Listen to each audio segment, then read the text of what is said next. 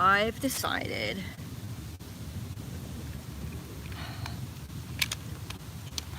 I'm just setting up the live stream now, just spur of the moment decided to do it. So once again, I'm going to put you in the jacuzzi with me while I do my thing. This is part of my daily ritual for fighting cancer.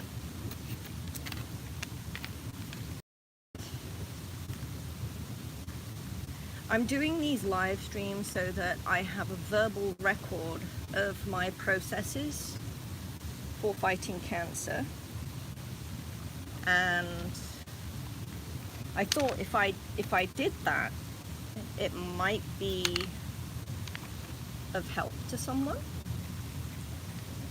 because I don't know what form of cancer I'm fighting yet. I have suspicions, but either way it's not really that important to me. The point is, I know there's something in my body that shouldn't be there, and so I'm fighting it, and I intuitively know what to do. My mother, she survived stage 4 uterine cancer. She healed herself. She discharged herself from hospital and went on a walkabout for 2 years, and when social services caught up with her, it was really funny.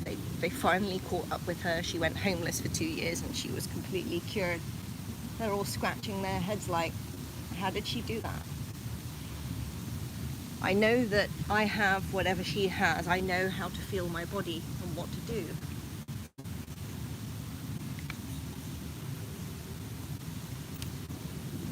So I thought I'd share that.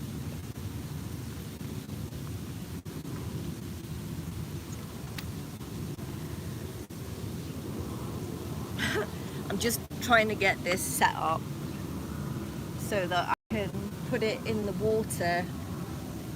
Hopefully it will be stable enough and it won't fall over or anything. We'll see. So,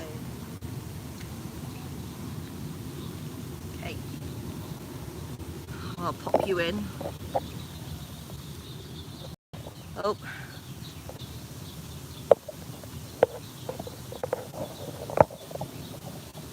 Okay.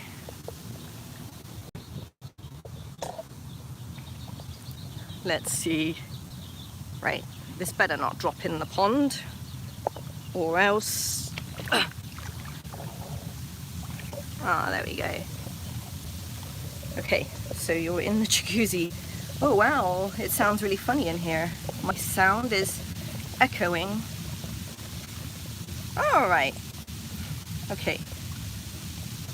Is that safe?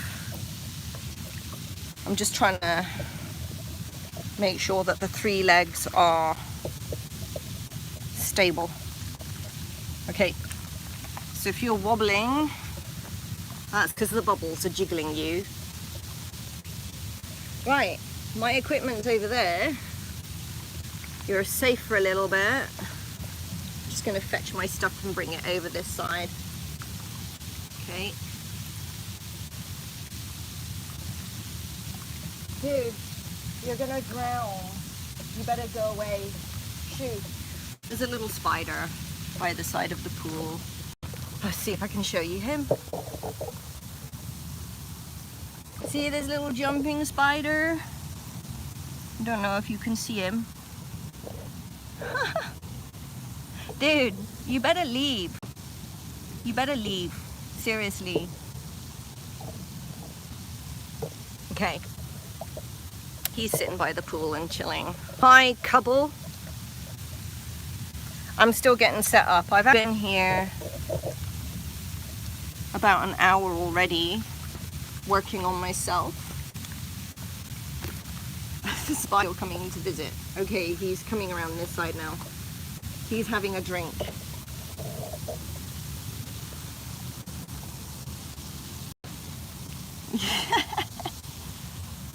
He's a little jumping spider, I think.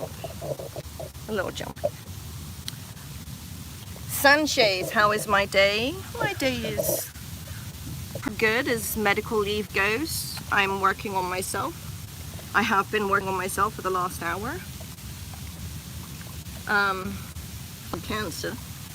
And I'm gonna go in and explain a little bit about some of the things I do.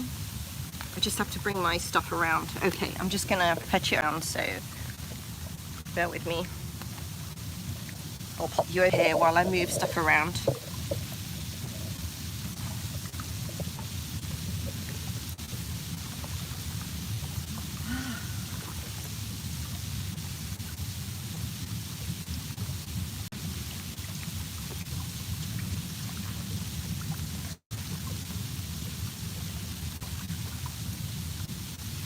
Okay, so spider's finally gone.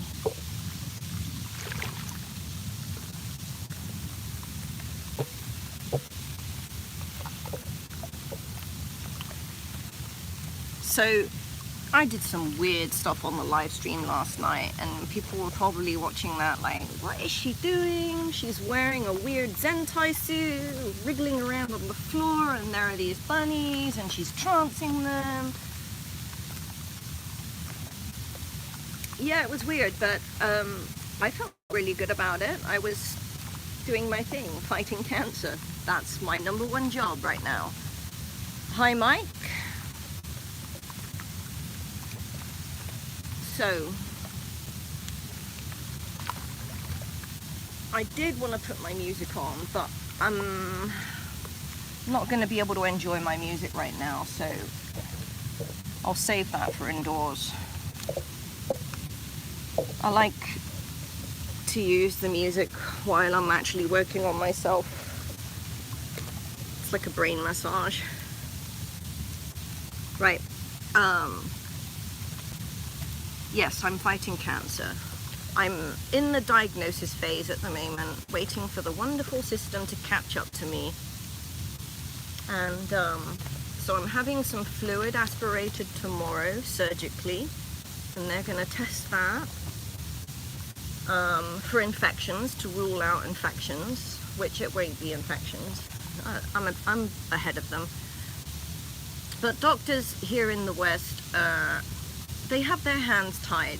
They may be good doctors medically to understand medicine, but they're trained from a perspective of empirical data. They don't believe what you say you're feeling. You say you're feeling this, and it's like, well, we can't measure it. We don't know whether to believe you. So they need empirical data before they can actually prescribe any form of treatment or chemo. And really, that's not the way you fight cancer, because doctors don't cure you, right? You have to cure yourself, which means you have to put the work in to heal. And that's what I'm doing. I do the work. And this is something that I just intuitively know what to do, because I was brought up in an Asian household. My mother was Chinese, and we ate food according to our symptoms. We drank tea according to our symptoms. And we do other things like massage therapy, dance, according to your symptoms. And that's something that we don't do in the West. We aren't trained to think that way. It's not part of our pedagogy to think like that. So I have absolutely no fear with the illness. Most people, if they are diagnosed and they're told this is what's happening, the first thing they go to, what's the prognosis? Am I going to die?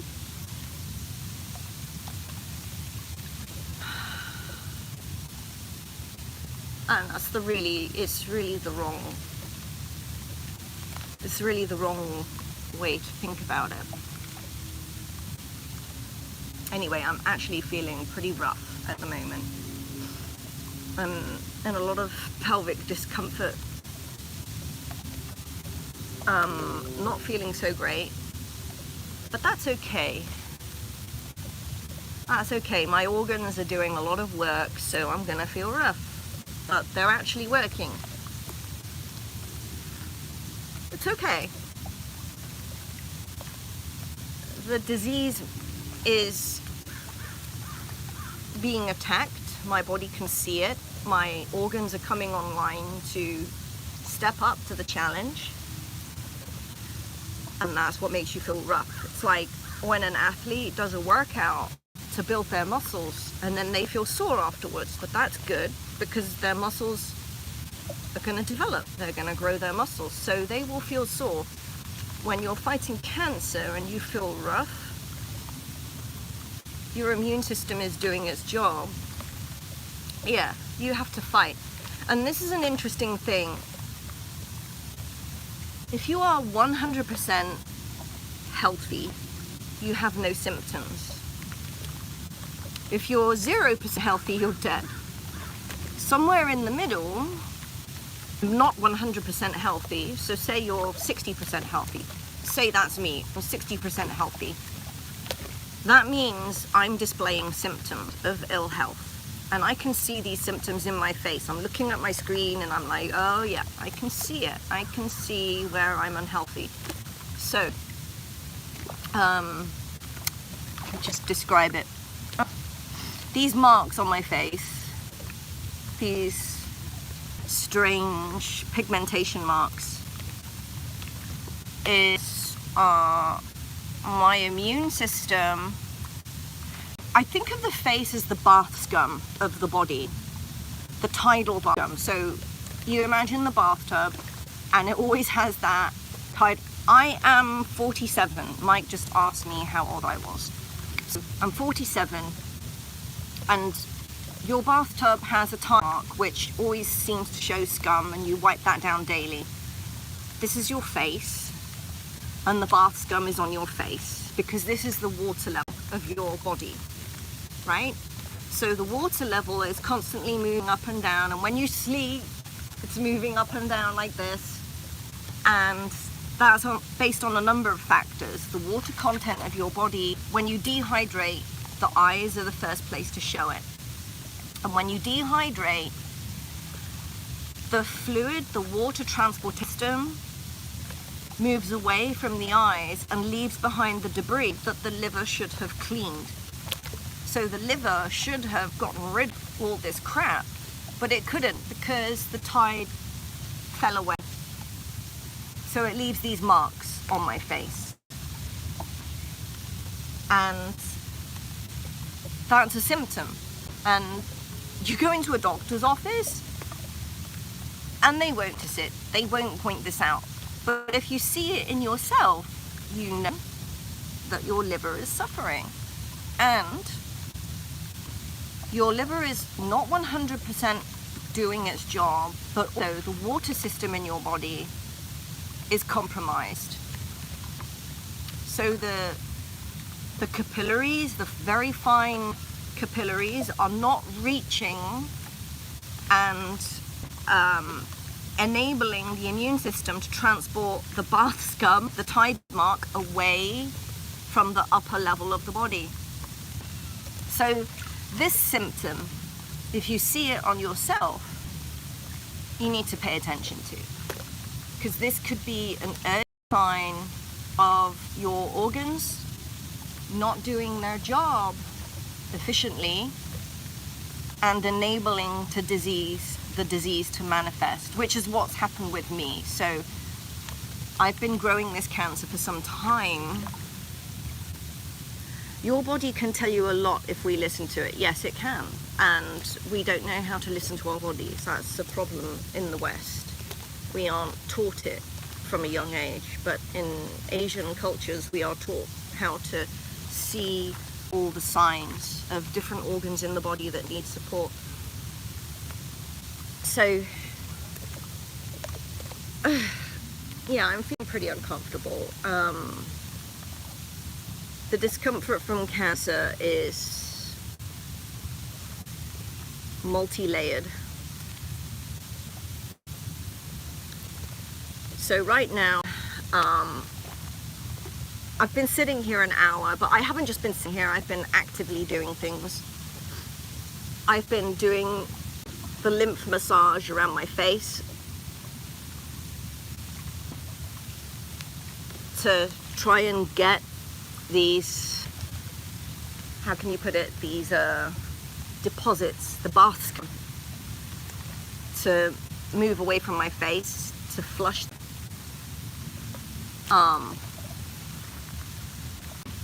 It's actually funny because they call these liver spots, you know? People older get liver spots. Well, this can go away. This can go away. But you have to work at it. You have to massage it. Gua sha is what we call it in Asian cultures, you know, with the stones. Another thing I do is I use this, this is called a muscle comb. This here is a muscle comb. And you can use it. It's hard, but it's padded. So the pressure won't damage the tissue, but it will dredge the tiny muscles in your face, in your scalp. It will dredge it and send that back to the liver to process. Whatever liver doesn't pick up and process, you pee out. So it's important when you're doing this to drink lots of tea to help flow out the body.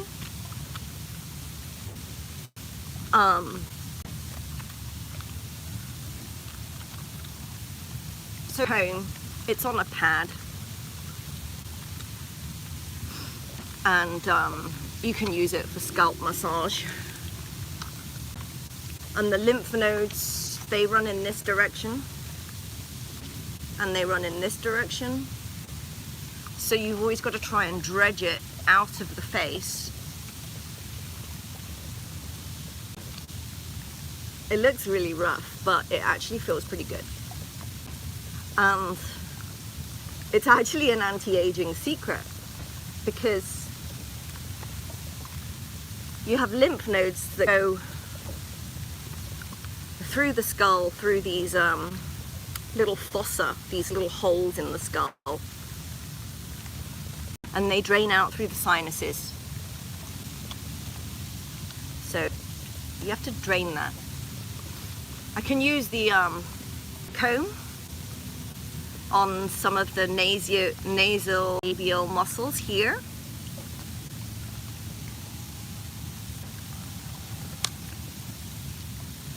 Actually, I'm going to use it this way around. I don't have my gua sha tools with me, but this worked. So what I'm doing is I'm dredging the face. I'm dredging those facial muscles, clear the bath scum, if you like, out from my face. The water level of the body. Anyway, this is just one of the things I was doing. And oh boy, this is really tough because it makes me feel pretty nauseous. And like, people will be like, oh, but you're in the jacuzzi, you're gonna feel nauseous if you're in there for too long. Well, yes, because the jacuzzi baffling, the infrasound is making your lymph move around the body, and then your liver has to pick up the work. It's going, oh crap, there's all this stuff coming around I have to clean out. That's why you're going to feel rough. It's not because of the temperature's helping to make it fluid and move around, but it's the infrasound that's agitating all this waste metabolite, forcing your liver to do its job. And unfortunately, if your liver is compromised in any way, like mine, it's gonna feel pretty disgusting. I feel pretty nauseous a lot of the time.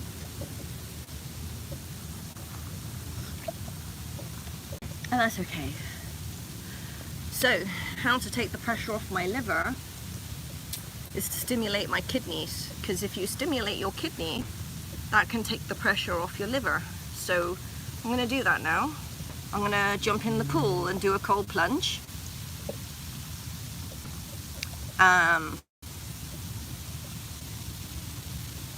And I hope you don't fall in. You're still wobbling around because the vibrations and the jacuzzi bubbling is making you wobble. Right, okay, I'm gonna get in the pool. I feel pretty sick, but we'll clear the nausea. So, here goes.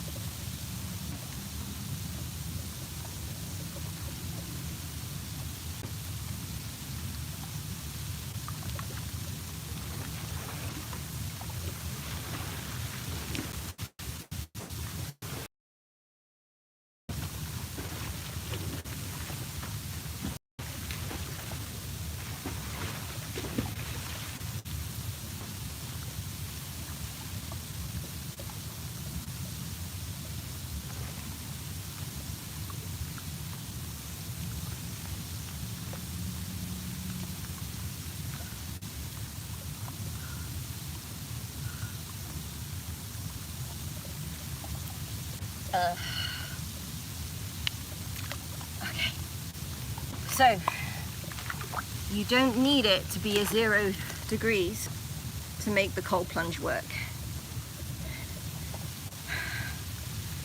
The temperature difference between the jacuzzi and the pool is such a wide range that it puts the body into a kind of a shock, and that stimulates adrenaline, which is produced in the kidneys. So you're essentially, how can I put it, you're stimulating the kidneys to do their work. Their kidneys don't just do their work by filtering out the bad stuff into your pee. They do the work by producing hormones, adrenaline. And adrenaline can reduce inflammation in your body, and therefore reduce the nausea feeling that's being induced by your liver from being overloaded. So you don't need to be plunged in ice. Oh dear, you don't need to be plunged in ice to make the cold plunge effective.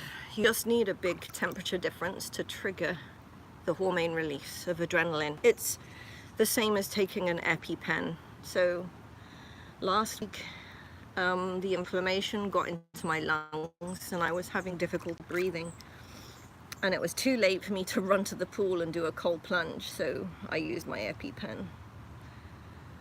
But the sensation that I got from the EpiPen was minimal. It was just enough for me to get through it. In fact, when I'm jumping in the pool, going from the hot jacuzzi into the, because the temperature difference is enough to trigger that adrenaline response. So that made me feel it.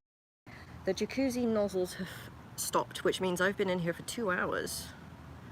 And normally I finish at 2 hours, I'm like, okay, I'm done. But I feel like I've just got started because I was babysitting my bunnies by the pool just now.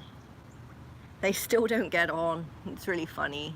They still don't get on, but it's getting there. It's a slow process to get them to bond, and I'm in the middle of it. So they have to be reassured that I'm there for them, each of them individually, before they'll bond. So I often sit out here with them, force them to sit together. Right, so my nausea sensation is past now.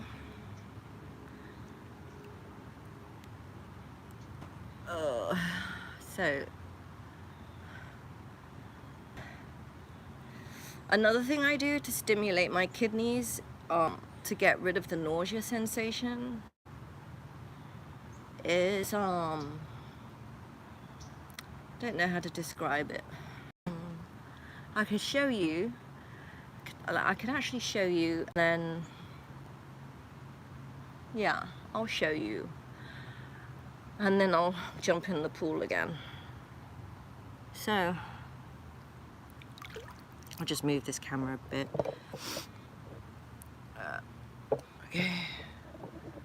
So then I can show you. Okay.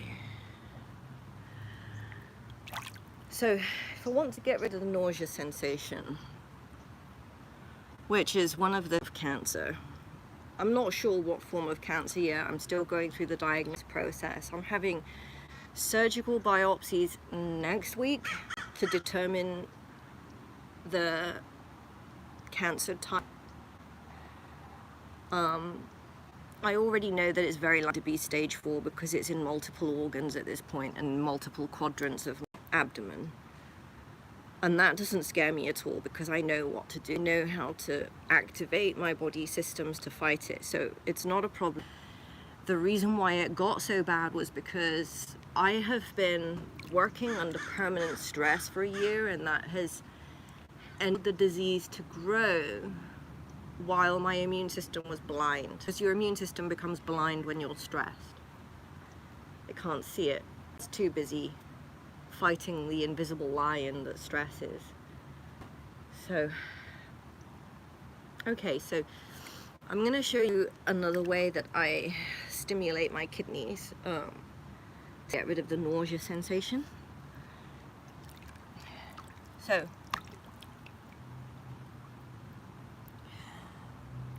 my thumbs here at my waist where my belly button is, and then you just do bending and hip rolling, and what you're doing is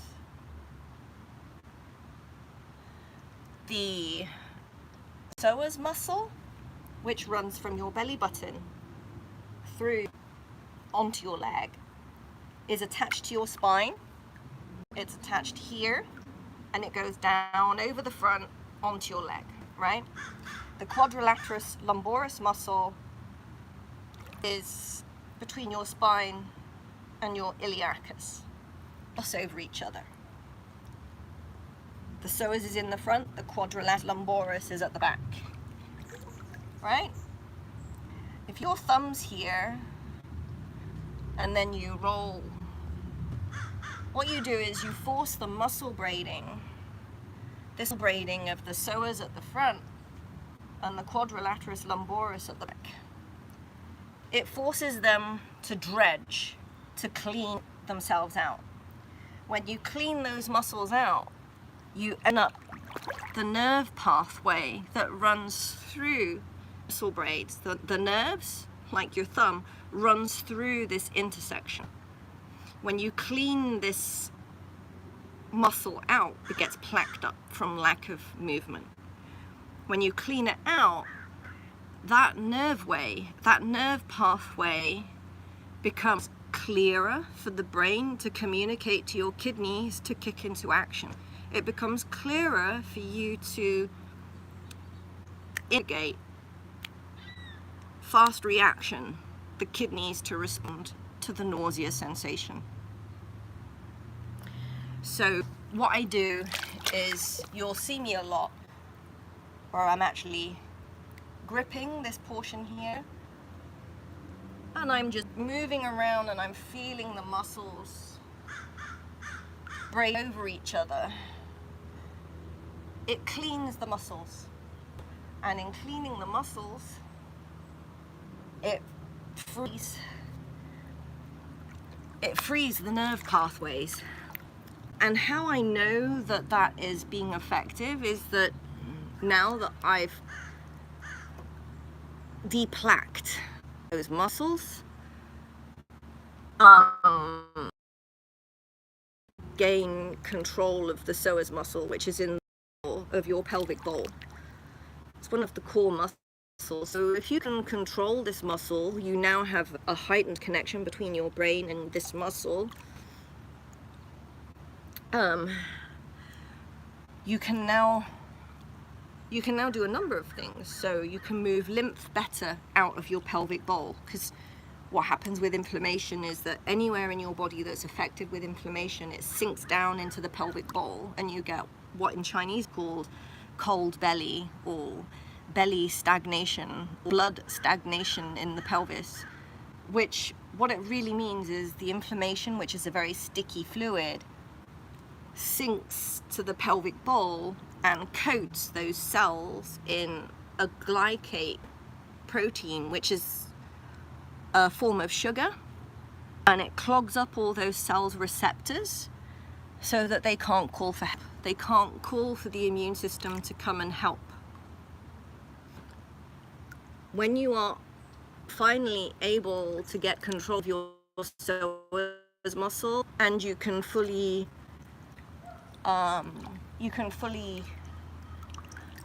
move and actuate this muscle, the lymph can now move around.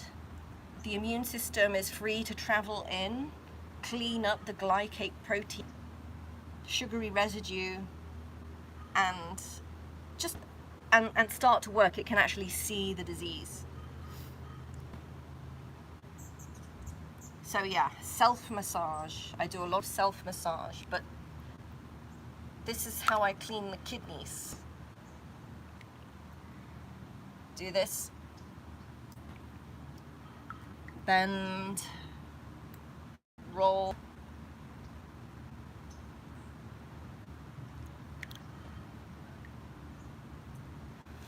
So that cleans the muscles that braid each other and enables the nerve pathways, the meridians, to actually function.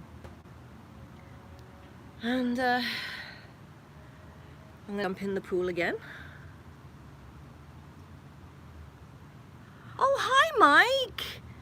Yes, I know you followed me for, I would say, about 14 years now. 14 years. I can't believe that. A lot of the followers who have followed me on, I think it was YouTube, was where I first started. Yeah. Been doing this a long time, but I've never been as sick as I am now. And I've always known about how to control my body, and I've always been greedy in the sense that I've always wanted more for my body. So that's why I'm always testing myself and challenging myself, these handstands, because to me, the ultimate representation of you being in control of your body is to be able to do superhuman things. Like, I'm gonna be an insect, I'm gonna do a handstand, I'm gonna be a bug, I'm gonna mimic other creatures, you know, supernatural.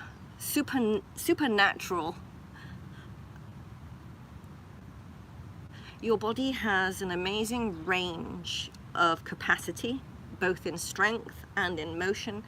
And when you are fully in control of that capacity, disease can't manifest. It cannot, because your systems are fully engaged and they're aware of what's wrong and they're fighting it. Diabetes is funny. I actually believe something that you can cure, because in Chinese thinking, we are taught from a young age how to manage our blood sugar levels and how to notice what those signs are. And I can probably do a live stream where I'm demonstrating the recipes that I make, which is like a dessert. It's sweet. And it's like, huh? What the hell? You're eating sweets and desserts to control levels? Yeah, actually you can. So I'll do that on a live stream one day. I'll explain the thinking behind it as well and the mechanism of how it works. Right now I have to get back in the pool again and do another cold plunge because I'm still feeling sick. So, right.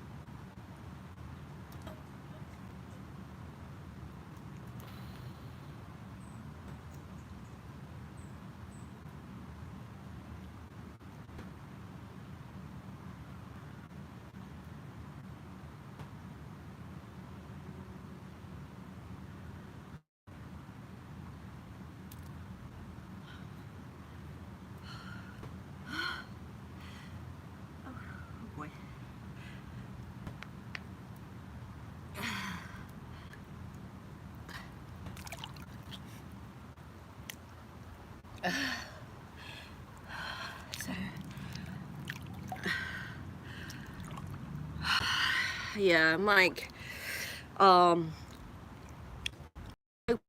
I feel better soon. I know this journey is going to take me at least a year because this disease grew over the period of years. It was very slow growing. I didn't realize I was letting it grow, because when you go and see doctors and they tell you to come back 3 months later and have another blood draw to test, they're testing it like once a month and then once every 3 months, and they're just like wait and see, you know. And I just got accustomed to them waiting and seeing, and I just let them take a handle of it. And now I've come to realize that doctors in the West, they don't direct your healing. I have to die healing because the doctors aren't doing it for me. They're just like, wait and see, we're just gonna wait and see what we can measure in your blood, and oh yeah, you're definitely not right. We don't have a name for it yet, we don't have a label or a diagnosis for it yet, because we need more tests, we need more data. And it's like, I can see something in that MRI not telling me what it is, and I need a second radiologist report to tell me what it is. And I'm just tired of waiting. I'm tired of waiting. So I'm not waiting anymore. I'm just taking charge and doing things myself. That's fine, because the medical system isn't doing anything for me anyway. And that's, I think, in this country, our expectations are kind of messed up, because we have an expectation that with medical understanding that they will look after us, but they won't. They have. If you go to the ICU, you get to die, right? When I go to the emergency room, they're like, oh, you're not dying, you're fine, go home, everything's normal. Clearly I'm not normal, because I went to the emergency room struggling to breathe or with such crazy stomach pain. And they're like, you're okay, you're normal, there's nothing wrong, because they couldn't see it. And the reason why they can't see it is because the pain is happening at a level. It's not happening on an organ level. So when I get GI anaphylaxis, which is one of the symptoms I get with this disease, at the mucosa level, in the mucosa of my gut lining, there's a sudden reaction where my immune system just fills up with eosinophiles and it crowds the mucosal tissue. So the mucosal tissue swells up and closes up my gut, and it's incredibly painful, and there's nothing they can do about it. It's like nothing. It's like, oh, you're not gonna die, it just hurts a lot. Here's morphine, but the morphine's really bad because it slows down your body's ability to get that swelling out of the mucosa, and every time you have one of does more damage to the organs, because the delicate capillaries, they burst, they get scarred, and eventually the organ function goes down and down and down because of scarring. And that's how you die, because liver failure, when you get to a certain level of efficiency of the liver, I think it's like 30%, and then it's not sustainable for life. So however much liver damage I have sustained, I have to stop that now. I have to support that. Now, the liver is an organ that can regenerate. So I know how to stimulate regeneration, which is called hematopoietic. Hematopoietic. I probably got the name wrong. I know how to, I can spell it. Hematopoiesis. Right, so to stimulate liver healing, we understand how to do this in Chinese thinking. We understand what foods to eat to stimulate that process. And the stems that come out of your bone marrow, they go to your liver and they heal the liver. Why aren't we taught this in the West? It just boggles me. It just boggles me.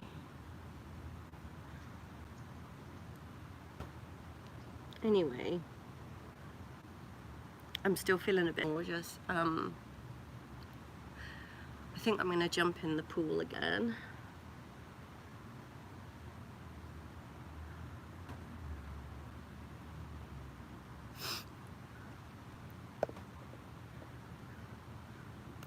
On yesterday's live stream, I was in the pool and I was talking about the cancer itch, what that actually was and how I deal with it. And I'm upset that when I was suffering with the cancer itch, there's no help. No one tells you what to do. And I've had to figure it out myself and get through it. But it's symptoms like these, and they may be small, they're not subtle, they're warning signs, and you can work on them and you can help the organ that's in trouble by supporting. For example, the spleen supports the liver. If your liver is overloaded, you can do two things. You can support your liver by getting the kidneys to in, or you can support the liver by getting the spleen to do its job and filter out a bunch of crap. And then your spleen becomes overloaded, and that's a bunch of fun with diarrhea. But at least I know better out than in, right? Better out than in.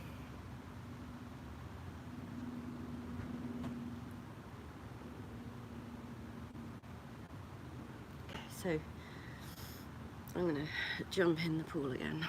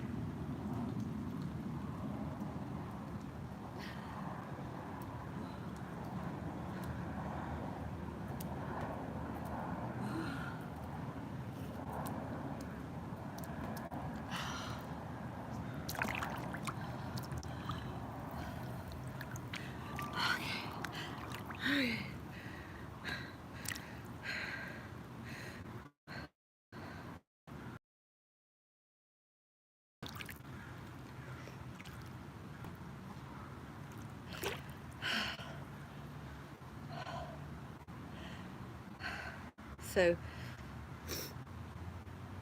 I'm on medical leave at the moment, so it's my #1 job to fight this illness, and it comes with a whole bunch of symptoms that I'm managing hour by hour, day to day, through the night. Sometimes it's difficult to sleep because the symptoms are so bad, but I'm still not scared. It's just part of the process. It's, you know, I know what's struggling, and I'm like, how can I support that organ at the moment that's in trouble? How can I support it? What can I do And that probably keeps me awake a lot as well, because I'm sort of lying there puzzling over it. I'm not stressed. I'm just thinking of all the things I can do to alleviate the symptoms, so I can just let my body do the fight. So this fight will probably take me at least another year, and as I progress through the different stages of the fight, and I'll try to document everything. I'm documenting everything on live stream because it's easier than using memory cards and everything. So I document what I'm doing visually, and then I'm thinking out loud by talking. Doesn't matter if anyone's listening, I'm doing this for myself. And then when I get a chance, maybe once a month, I'll take a summary of everything and I'll edit it together and narrate what was and what I achieved, and how I compensated or brought things back into alignment, back to working online. So that's my plan. And I'm absolutely not scared at all. Being ill in life, learning how to not be afraid of those symptoms because it's just a sign of which organ system in the body is kind of struggling a bit, can be great relief, because you can feel differently about it's like, oh, my kidneys are doing their job now. I'm going to support them, I'm going to nourish them. And I learn to enjoy it a bit like a game of chess. It's strategic. I'm putting out all these different pawns to fight, and that's the thing. I think a lot of people, when they think they're fighting cancer, they're not, because they're not actually fighting it. They're just wait and see, doing what the doctor says, wait and see. Do everything you can. I'm not saying chemo is bad. I'm not even at the stage where they can prescribe which form of chemo for me. They've got to figure out what mutations have happened, what genes are affected, before they can do some targeted therapy, because broad spectrum chemo is a toll for the body. And although I may be strong enough because I'm very physics strong, that will be my decision to take. There is a ad for a Chinese kidney remedy on the net. There are several ingredients. You boil a bag of herbs and drink the tea. I plan to get some. Yeah, it's very common in Chinese thinking, not medicine, but in Chinese thinking, with our concepts of understanding how the body's organs work together. You drink tea according to your symptoms, and your symptoms are displaying what organ is in trouble. So, for example, something for the kidney would taste salty, I guess. So here's how to know roughly what herbs help, what organ. Bitter herbs, things that taste bitter, and things that have a general dark color about them, like dark red colors, sometimes black. These support the liver. So, for example, rocket in your salad, bitter salads will support the liver. They will support hematopoiesis, which is the stem cell production from your bones, from your hip bones, that transports and goes to your liver and starts regenerating the liver. And this process is always happening. We are always regenerating our liver. But when you're diseased, there comes a point when the scarification and the liver damage outweighs the regenerative process. And when you get down to a 30% liver function, then, you know, some of it's irritable, and the other organs have compensated so much that you haven't noticed the symptoms. So noticing the symptoms in the face is really good, because this will show up before you have 30% liver function. This will show up and it will tell you your liver's not being 100% efficient, right? So bitter herbs help the liver. Salty herbs like dendrobium, like orchid,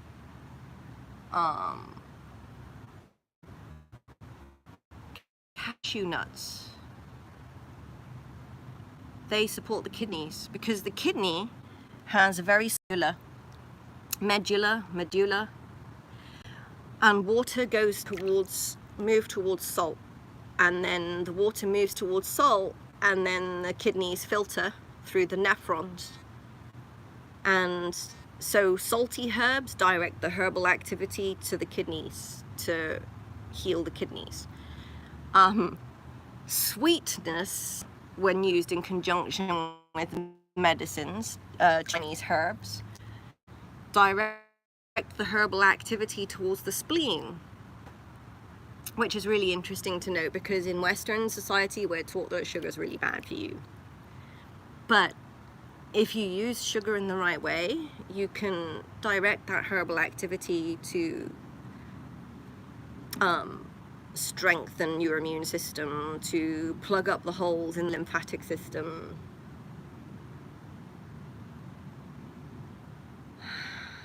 to support your pancreas, things like that. Acid foods and sour. Acid and sour supports the stomach. That's good to know, because if your stomach is weak, you can't absorb the nutrients necessary for the rest of your body to metabolize things at a cellular level. So today I'm going to be cooking myself a mushroom pad thai, because I need to rebuild some of the machinery of my immune system, and I do that with mushrooms.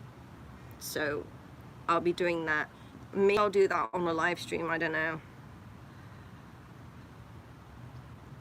But I need to support my immune system at least once a week.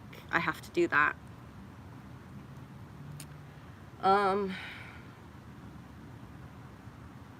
So we've covered sweet, salty, bitter, sour, umami, which is the carbohydrates. So things that are umami are pretty neutral, but umami is the savory flavor, right? The brain uses that a lot, and so does the immune system, because the immune system can't function so well on ketosis, which is the fat burn. The immune system is very pyrogenic. It creates a lot of heat, and to do that it needs carbohydrates. So umami is really immune system.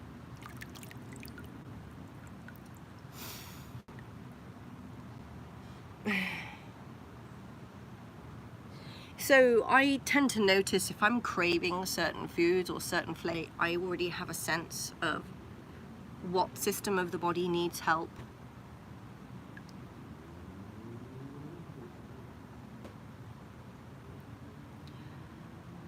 I'm still feeling a bit nauseous. Well, that's okay.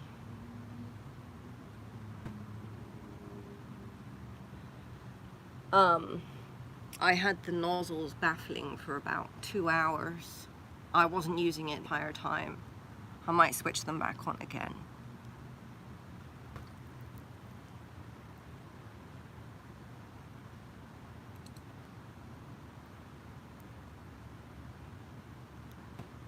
So anyway, I've been doing live streams just to self-document what I'm doing and reflect on when I notice the symptoms clear up. So I'm hoping these marks on my face will start to clear up. as I improve the condition of my liver.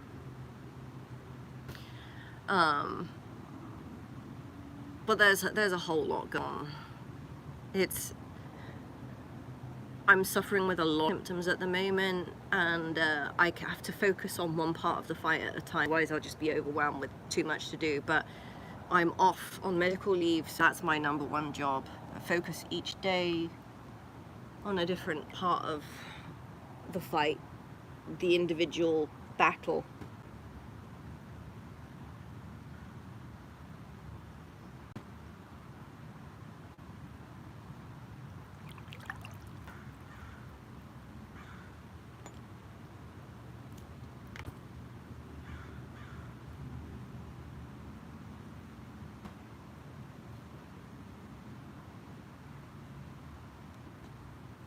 Okay.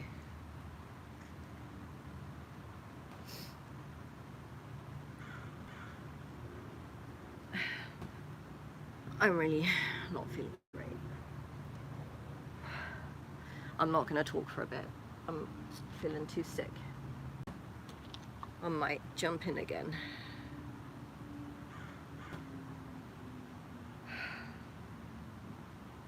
What do I want to achieve right now?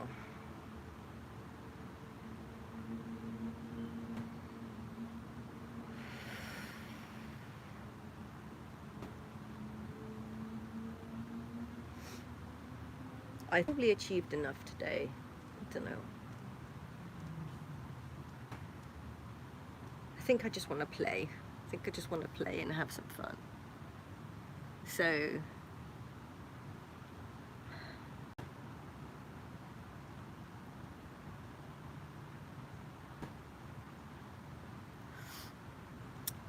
maybe,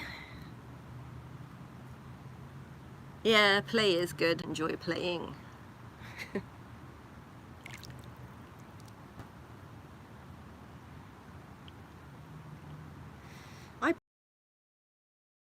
I was last night and I live streamed it. I live streamed it just so that I could snip excerpts out of it and just tell people what I was doing. But I know there were some weird comments. I didn't look, but I happened to see another one of my old followers. Do you remember Charles Plain? He used to be one of the people that commented a lot. Well, he popped up on the stream last night, and he was calming people down in the comments because they were like, oh, what is she doing? I don't know what they were saying. I didn't pay attention, but I saw his comment at the end of the stream saying, calm down everyone, she's stretching, duh. Which was really nice. I wanted to say a shout out. I was playing and say thank you for that, because I was getting some really weird comments, and he was just like, just calm down everyone, she's stretching. And I'm enjoying the process. It's good to enjoy it. I mean, feeling illness is difficult, but if you can enjoy the process, enjoy the stretching, and enjoy the progress you're making each little step, then it becomes more of a game, and you can enjoy the little wins on the way.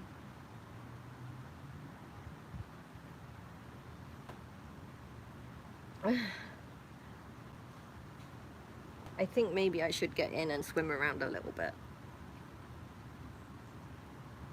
and then come in and do some handstands.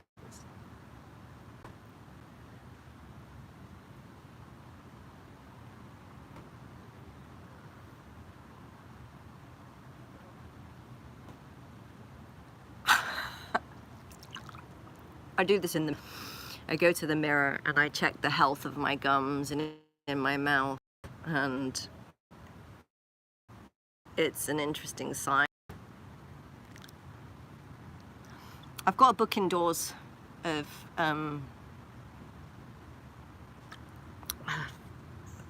facial regulus reading, which is all about reading the face and tongue to see what organ in your body is suffering. And I need to look at my tongue and check it out and line it up with what I'm feeling and go, oh yeah, okay, which organ is that? But I know my kidneys need a lot of help at the moment for some reason. So.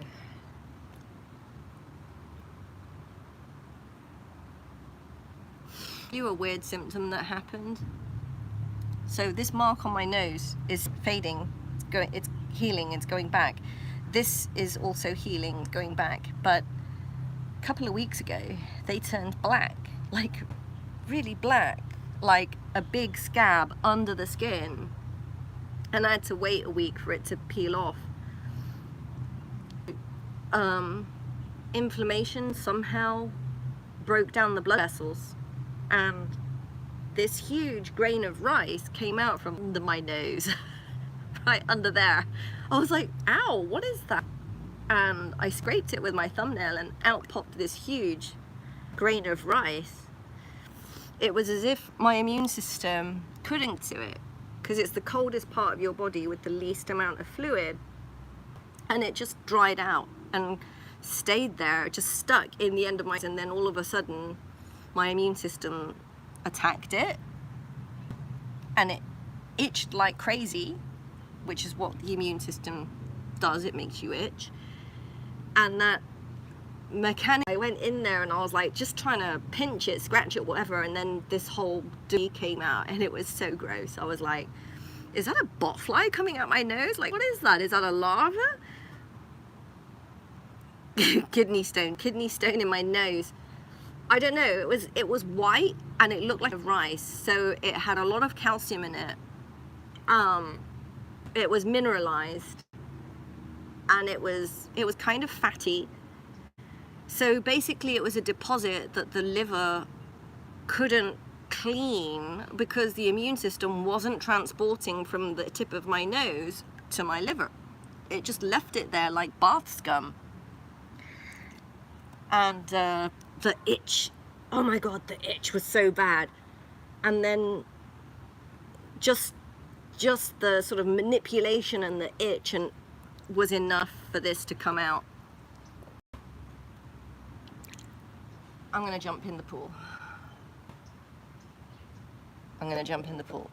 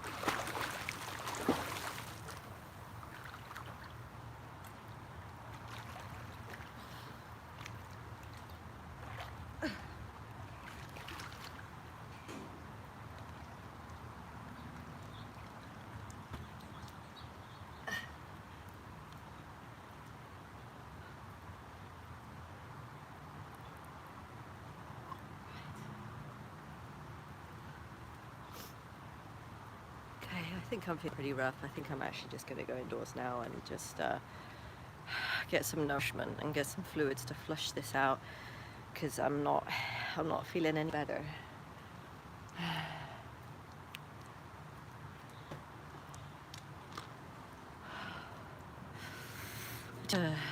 I'm just struggling today, and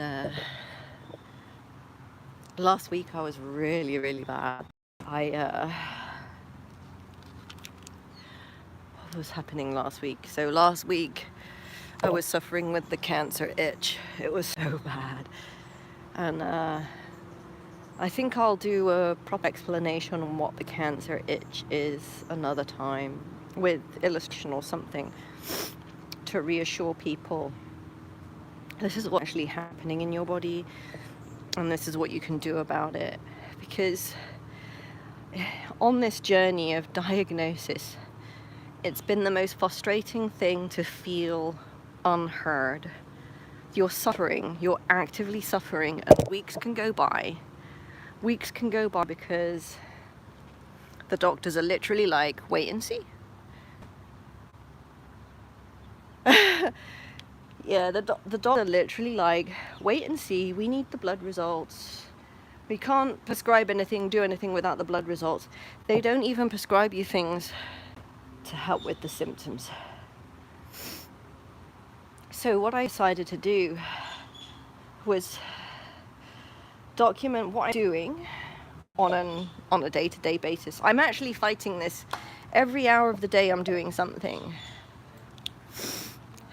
I do something every hour of the day to fight. And that's what I mean by fighting. There is something to do. I don't sit around and wait to heal, because that ain't healing. Yes, relaxing is necessary, but you need to feel joy. And joy doesn't just come from being sedentary and just relax. You feel joy by energizing your emotions, energizing your day, actively feeling joy.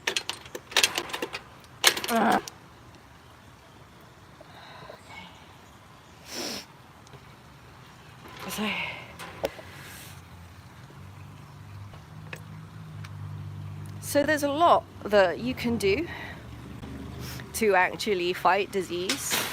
And I'll tell you, yeah, I still have the bunnies. Mike, I don't know how up to date you are on the bunnies, but my beautiful magical white bunny passed away and left baby girl alone. She was giving up on life, and I had to keep her alive. I was force feeding her with a syringe twice a day. So I went to a rescue center and I rescued a bunny to become her partner, but she didn't like him because he has problems. Yeah, my white bunny passed away. I'm still upset about it. Bunnies are magical creatures. But the new bunny I got, he's a rescue from a meat farm. So he's a giant bunny because he was bred as meat, right? He has a tattoo in his ear from the meat farm. And he's severely traumatized. He's like a PTSD bunny. I feel so sorry for him. So when I first got him, he couldn't hop. He's not a giant Fleming, he's a New Zealand giant. So, but anyway, he was a trauma bunny because he'd been out of a cage and he couldn't hop. And he was completely impacted with fecal mass. It took me 3 days to get the fecal mass out of his fur. And he'd been out of a cage, so he didn't know freedom, and it scared him. So I've been training him to overcome his fears, to cure him of fear.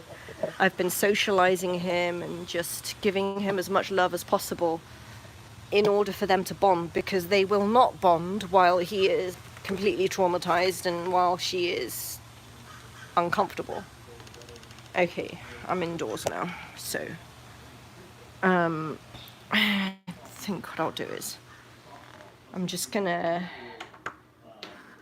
think I'll take a quick shower.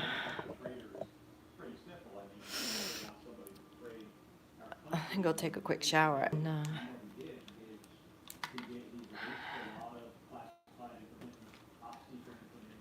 normally I enjoy my swimming session today. I didn't. I was feeling too rough to enjoy it, which kind of sucked. So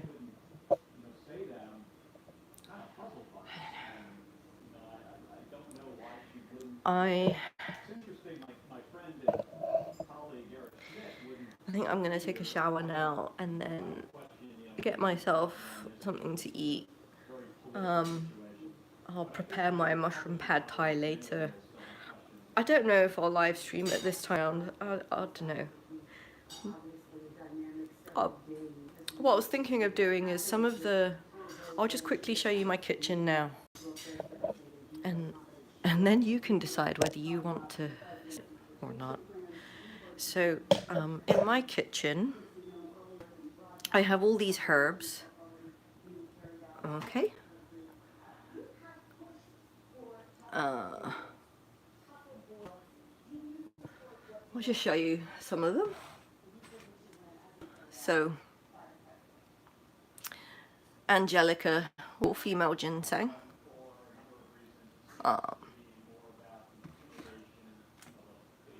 Chrysanthemum, the flower. Okay. And there's more over here.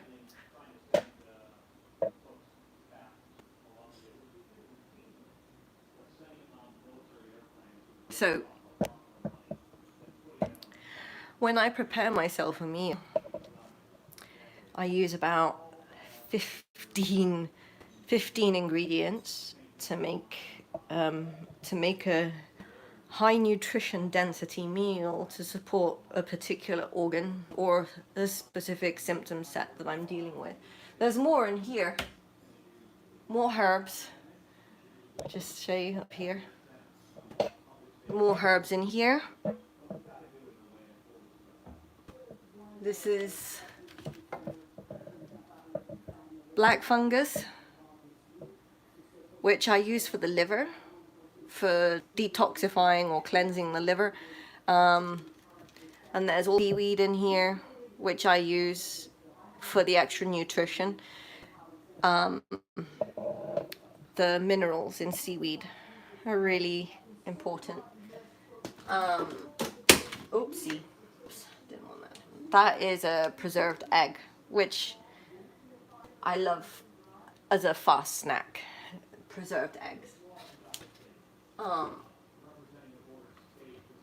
then I have even more over here, more herbs over here. So, this is just the tapioca, soybeans.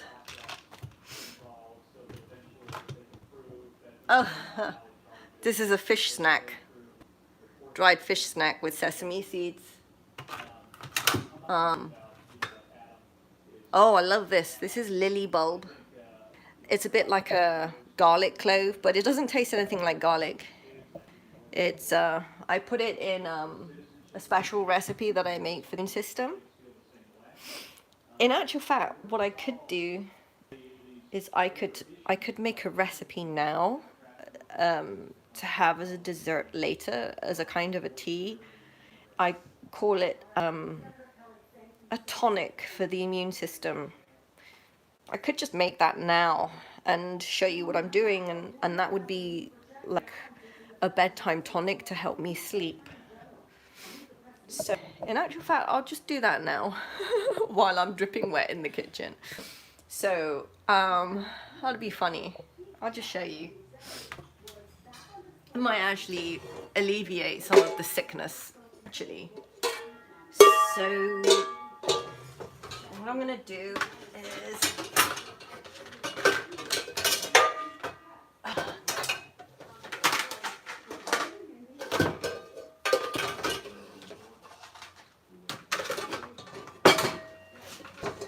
okay. Hot.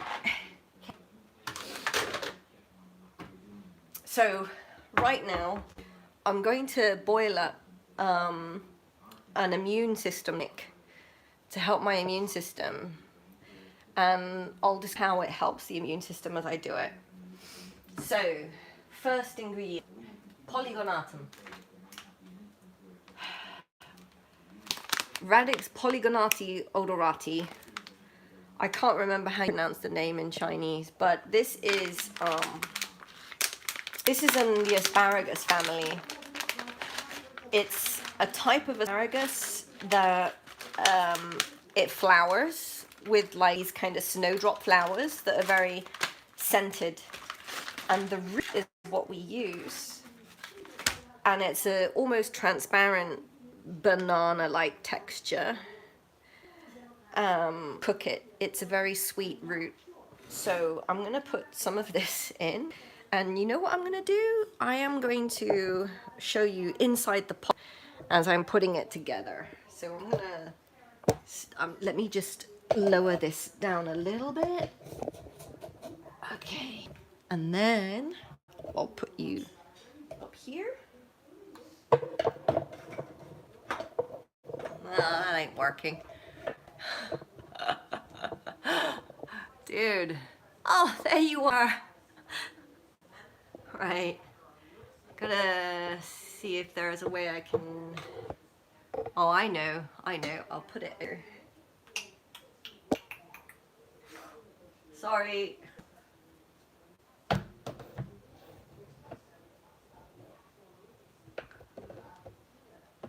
This is a little bit impromptu, but this is normal for me. My life's fighting disease. Crap. Okay, I need to lower this again. Okay, that's better. Okay. So I'm just gonna show you what I'm doing. I thought I was making good suggestions for herbal medicine for you, but you are very advanced. Yeah, I am. This is my way of life because I'm Asian and we are all brought up to think like this and eat according to our symptoms. Drink tea according to your symptoms. So this is a kind of tea that I'm going to make to help alleviate some of my symptoms, and it supports my immune system in a number of ways. So this is Polygonatum odorati. I'm just going to put the packet here so you can see what this is. Right. So I'm just going to put some in here, and then this will boil while I'm taking a shower, and then I'll be able to have when I come out. I'm feeling so nauseous right now. This is not funny. I'm just, you know, really struggling. Right. So, Polygonatum odorati. Now I'm going to have some Chinese almond, which this is the wrong label. Ignore that label. The Chinese almond smells like almond, but it's not almond. It's actually the kernel of an apricot, a Chinese apricot. And in the north of China, these are toxic, and in the south of China, they're not toxic. But we use a mixture of them. We use a mixture of the north and the south because they calm the immune system down. So I'm going to put some of these in.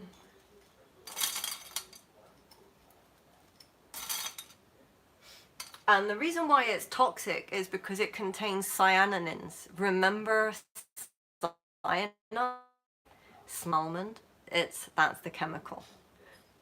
But it's not toxic once it's been boiled. It breaks down the cyanins, and it has a calming effect on the immune system.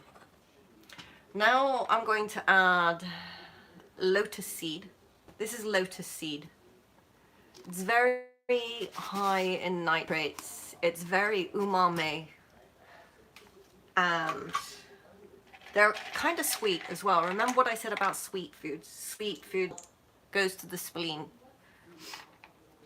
This helps you generate new immune cells. So I'm going to put a handful of those in. Right? And next, I'm going to put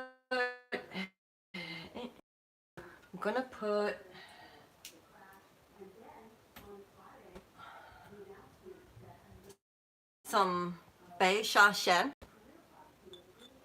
which tastes a bit like parsnip. It's in the carrot family. Again, it's very high in nitrates. It's also a very sweet root. And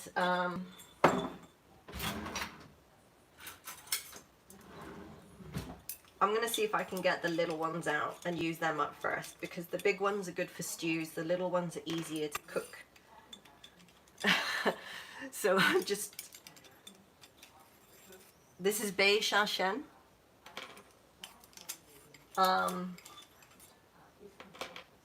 It's very sweet. It's a sweet root. It's about as sweet as parsnip or carrot can be. And what you got to remember is all carbohydrates break down to sugars. I need more light in here.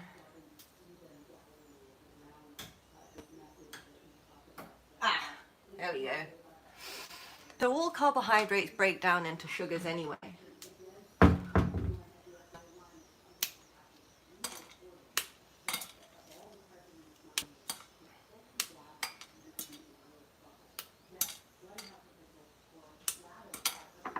Right. I'm going to put in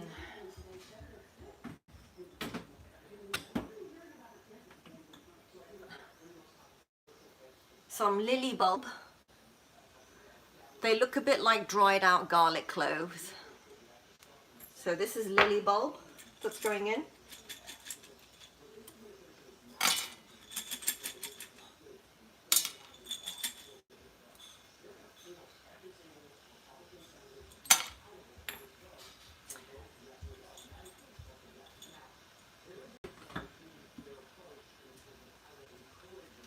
I'm gonna put some madong in.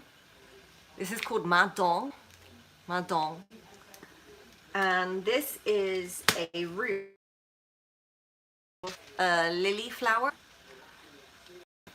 And you know what they actually look like? They look like the lymph nodes in your body. So this actually looks like your lymph nodes in your body. And guess what they're used for? They're used for regenerating the lymph nodes in your body. So these are a very sweet root, and it's where the lily stores its immune system. A lily can't fight diseases. It relies on its root system. So putting those in. It's rather a lot, but oh well.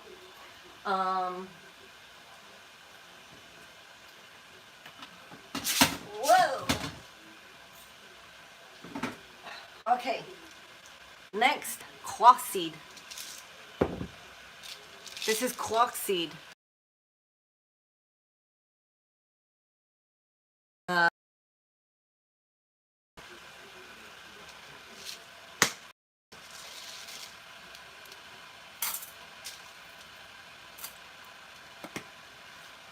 And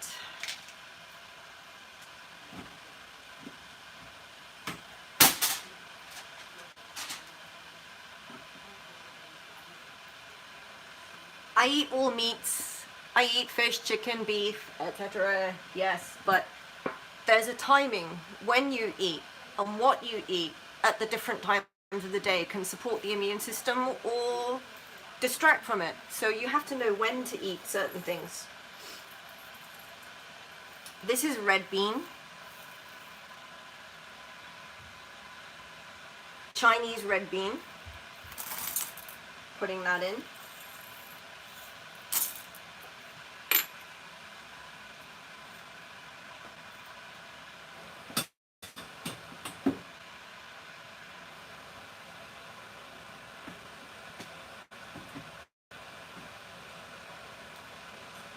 I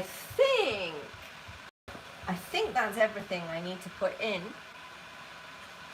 So now I'm going to just double check. Oh, I could put some soybean in this as well, actually.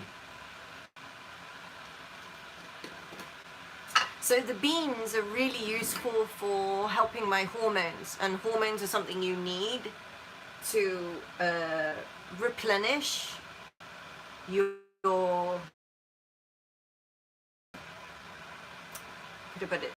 hormones. You need hormones in order to heal. It's like they're a signaling system. That's part of the signaling system for your different organs to kick in. So the beans are good for this. Different types of beans feed the hormone system to enable your body to kick in its healing mechanisms. I think that's everything in this mixture that I need. Okay, so I'm just gonna set this to boil for 20 minutes while I take a shower, and then at the last minute, I don't want to add honey while it's boiling. At the last minute when I want to serve it, I add honey to direct that herbal activity towards the spleen. So it will regenerate my immune system, strengthen it so that it actually has the mechanism to fight cancer. So there we go. Just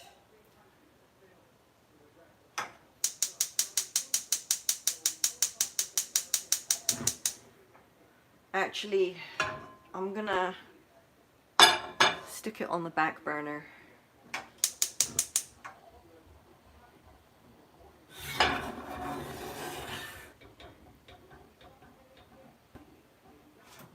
Okay, so that is my recipe now. In Chinese medicine, I don't know if we have a name for it. I just know that we use different ingredients according to what we're feeling symptoms of. Oh, I've forgotten a couple of ingredients. Just remembered. I gotta put them in. So let me just do.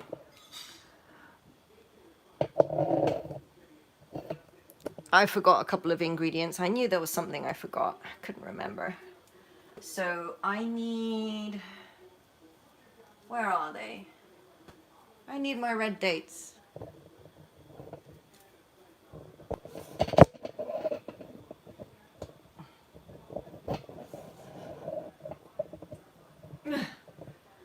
I need my red dates. I'm just looking for them.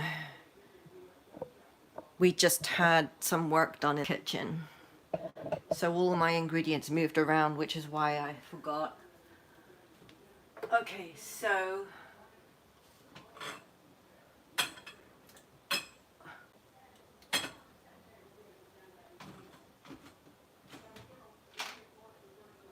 found them.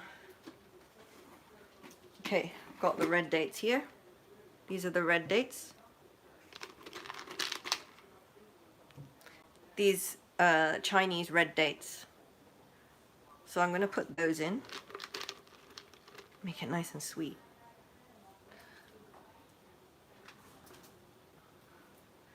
My bunny can hear me in the kitchen. She's going mad. She's going mad because she wants to come in here. I'll just take you around the corner and show you her. She's just going mad. She's like, hello, baby girl. Hello, baby girl.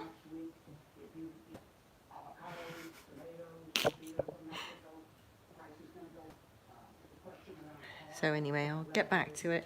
I've got one last ingredient to put in.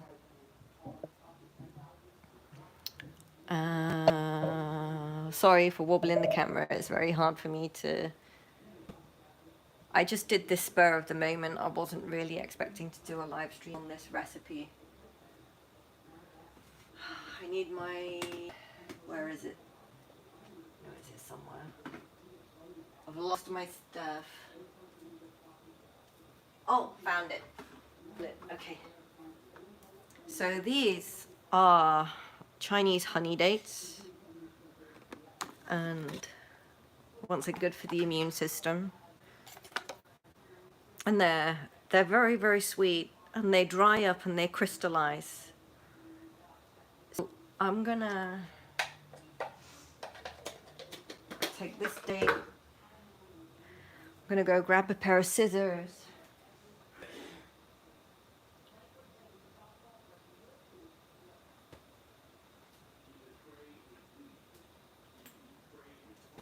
And I'm gonna chop this in.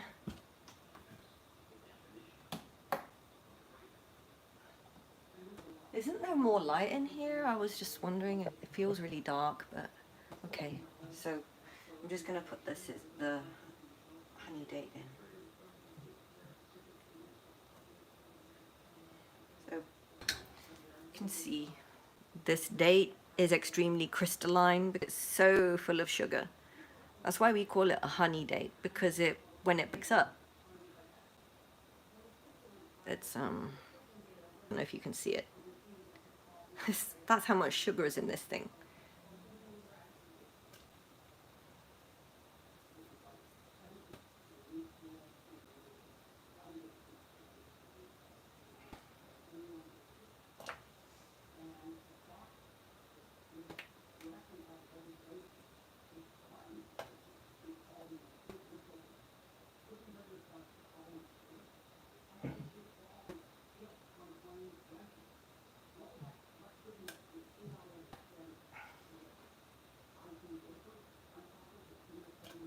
Okay.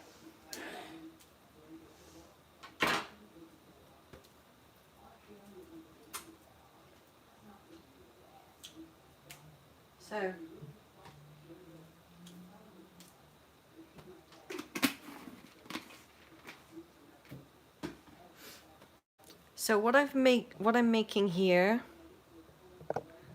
I can try to put the recipe down at the end of the live stream. I can try and write it out. The Chinese, it'll take me a bit of time to put up, so don't expect it to happen straight away. But I can put the recipe down, and I'll show you what it looks like after it's done. I'm gonna go offline and take a shower and then enjoy the afternoon doing some gentle stretching and stuff, I think. And I'll have a tea. So even though it's like a stew or a soup, we call it a tea. It's still it's an immune tonic. It's the immune system. And how it does that is, imagine every cell of your immune system has to have spokes. These are like tension rods inside the cell. So that the tension in the cell, you've got this big amorphous blobby cell that goes around, and it hunts like an octopus. It sends tendrils out to go and taste cells. And if a cell tastes wrong, it consumes it like a big octopus. It just wraps itself around and just dissolves that cancer cell. What this recipe does is it provides at a molecular level the filaments needed to create those tension rods, those spokes, those octolegs in the cell, because otherwise it's just floating around like a big amoeba. It can't reach and it can't taste the cells. It doesn't have the tension rods inside it to actually be the mechanism for its arms and fingers and tasting receptors.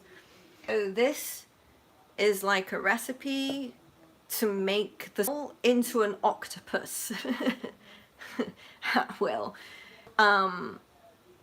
When I look at herbs, I look at the structure of the herb, and I know innately that structure of the herb is good for this organ or this shape of cell.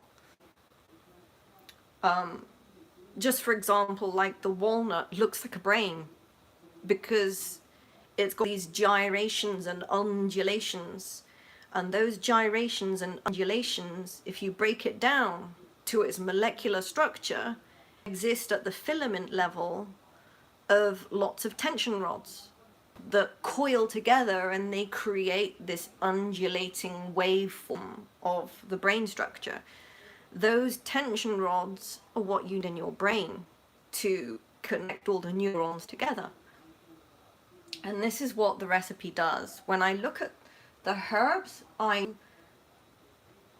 this is the structure it's supporting of my cells. So that's how it works, kind of thing. And I can go into a bit more detail in another video and explain it, but I would have to illustrate those things out for you. And I have a microscope here as well, actually. I could actually go into some of these herbs and actually show you the microstructure of the herbs that I'm looking at and interpret how that is behaving inside at the cellular level.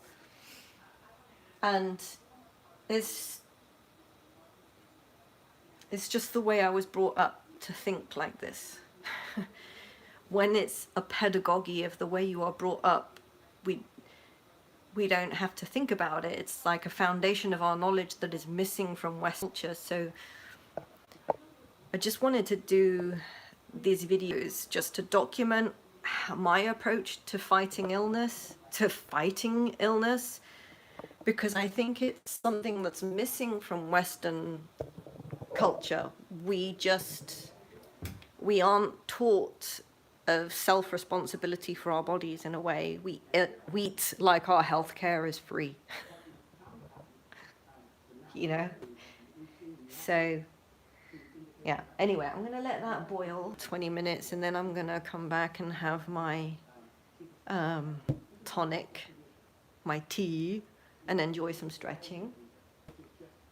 Because I think I know why I'm feeling sick and rough is because I just need some of these spokes back in my system so that it can function properly. Anyway, I'm gonna switch off now. Yes, I'm gonna enjoy my shower. Oh, didn't know this. I just realized, so these are paintings of, how can I put it?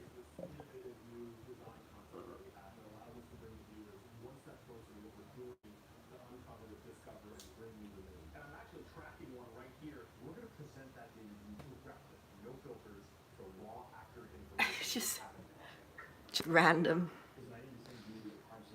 Just paintings of my hand in 3D. There's the bone structure. There's the nerves. There's the tendons.